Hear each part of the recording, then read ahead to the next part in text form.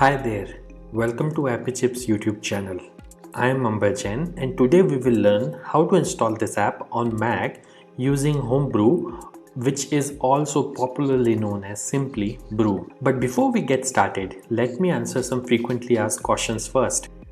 To start with, what does a package manager like Homebrew does? Well, a package manager lets you install, uninstall or repair apps on your Mac. A package manager is very similar to App Store on macOS or Microsoft Store on Windows operating systems, except that a package manager uses commands that you type on Mac terminal to install or uninstall different programs. Some of the popular package managers for Mac include Homebrew, Nix, and Macports.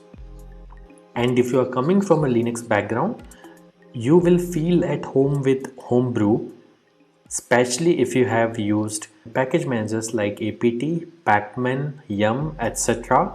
on Linux based operating systems. Next up, is it safe to install the Mac apps via Homebrew? Short answer, yes. In fact, Homebrew is the most popular and thus most widely used package manager on macOS. Moreover, Homebrew is a non-profit member of Software Freedom Conservancy Foundation, also known as SFC Foundation. Many other open source projects like Git, Busybox, Samba, Wine are all part of this Software Freedom Conservancy organization. Also, you might be surprised to know that Homebrew is the most forked project on GitHub and it has the largest number of contributors on its GitHub repository. Many devs at organizations like Google, Apple, Dropbox, Stripe, etc. use Homebrew to set up different development environments on their MacBooks and iMacs. Next question. Can you use Homebrew to install programs on Apple Silicon or more popularly known as M1 MacBooks? Again, yes. Starting version 3.0 of Brew, Apple Silicon is now supported on Homebrew.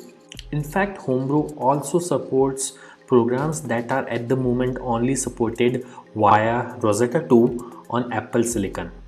Now that I have answered your questions on safety and compatibility of Homebrew, let's get to the installation process.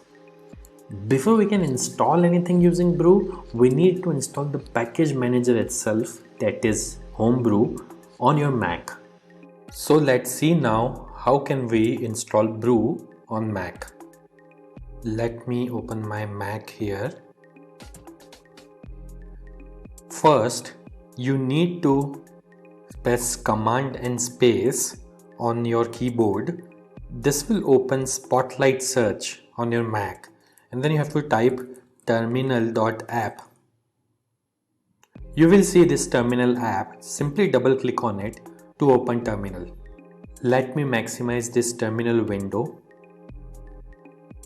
Now we need to copy paste the command to install Homebrew from the Brew website. So open your web browser and simply go to the website brew.sh.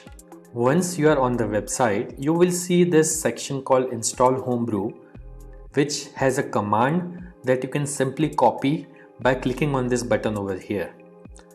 Once it is copied, you have to go back to terminal, right click, paste. Now that the command is copy paste over onto this terminal, press enter.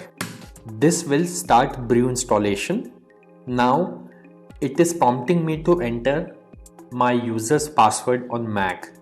I am going to type the password now, but it won't be visible on your terminal. Once you have entered the password, simply press enter, and if the password is correct, the script will continue. Now it is saying press return to continue the installation. I'll press enter here, and this will start the installation of Homebrew on my Mac. Let's wait for this to finish. As this message here says, installation successful. So that's it. Brew is successfully installed on your Mac now. Now before we proceed, I would like to highlight that Brew collects anonymous usage data via Google Analytics. As you can see on this page, if you want to opt out, you can simply run this command brew analytics off and press enter, which simply disables the anonymous usage data collection on your Mac. Now let's update the package database locally by pulling the metadata of the latest packages on a local map from the central brew repository. This should typically take less than a minute to complete depending on your internet connection speed. To do so, simply type the command brew update and press enter. As you can see, my local brew database is already up to date because I just installed brew on my system. Now to install the app, let's run the brew install command. Mind you, if during installation, if you're prompted to enter a password, enter your Mac user's password to continue.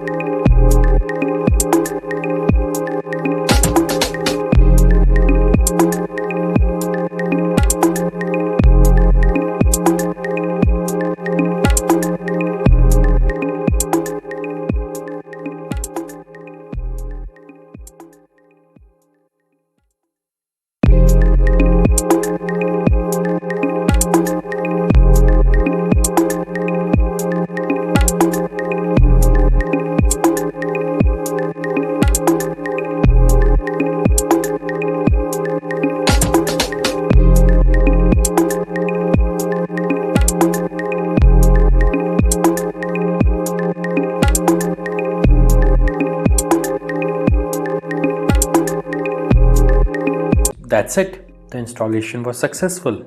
If this video was useful, don't forget to hit the like button.